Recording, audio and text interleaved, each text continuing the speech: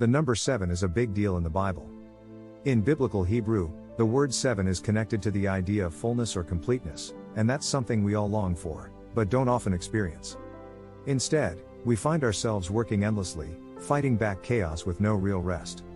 Now keep all that in mind as we turn to Genesis 1 in the Bible. It begins with darkness and disorder, but then God speaks to bring about light and order so that life can flourish.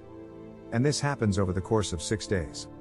Each day is marked with the phrase, "There was evening and there was morning," but on the 7th day something special happens. God stops and rests.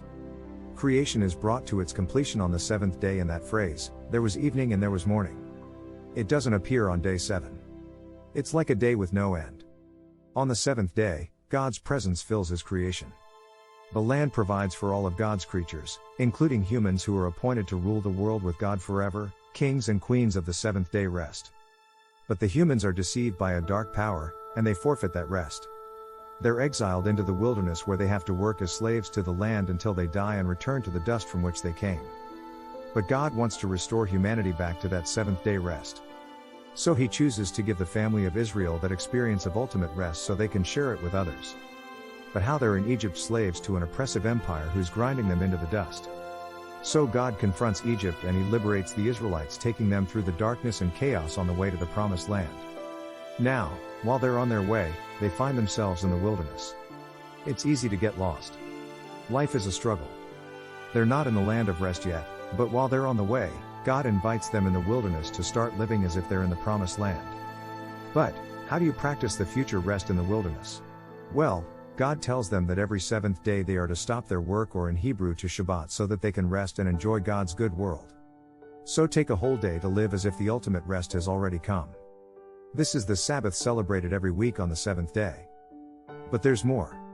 The Sabbath is just one of 7 festivals that Israel practiced every year, each one anticipating that 7th day rest. That is a lot of 7s, and there's even more. Every 7 years the Israelites were to liberate slaves, forgive debts, and let the land rest for a whole year. And then every 7 times 7 years was the ultimate 7th day rest. The year of Jubilee, if anyone had lost their land or gone into debt, all was forgiven, everything restored. So the Sabbath, these feasts, the year of Jubilee, it's all pointing towards the hope of future rest. Now, when the Israelites went into the land, they forgot their God, and so they forfeited their chance for rest in the promised land. They're exiled and enslaved again by an oppressive nation, let back into a world of chaos and disorder. But Israel's prophets said that their exile would end one day and that the ultimate jubilee of freedom and rest would come. But generations go by and they're still waiting. It's at this dark point in the story that Jesus appears and he launches his public mission on a Sabbath day. He read aloud from the scroll of Isaiah, saying that it was time for all captives and slaves to be released because this was the year of the Lord's favor. He was talking about the ultimate jubilee. Also, Jesus is claiming that 7th day rest would come.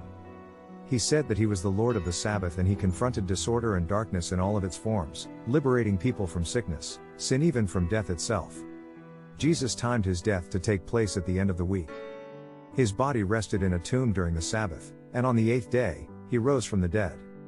The 8th day, the first day of a new week. Jesus' resurrection was like the first day of a new creation where God's light and life broke into the darkness. So because of the resurrection, we have hope in God's promise of future rest, but we're not there yet. It's like we're still in the wilderness where we experience struggle and pain, but as we journey towards that ultimate 7th day, Jesus invites us to experience a taste of real rest. Now, by following him, or in his words, "Come to me, all you who are weary and burdened, and I will give you rest."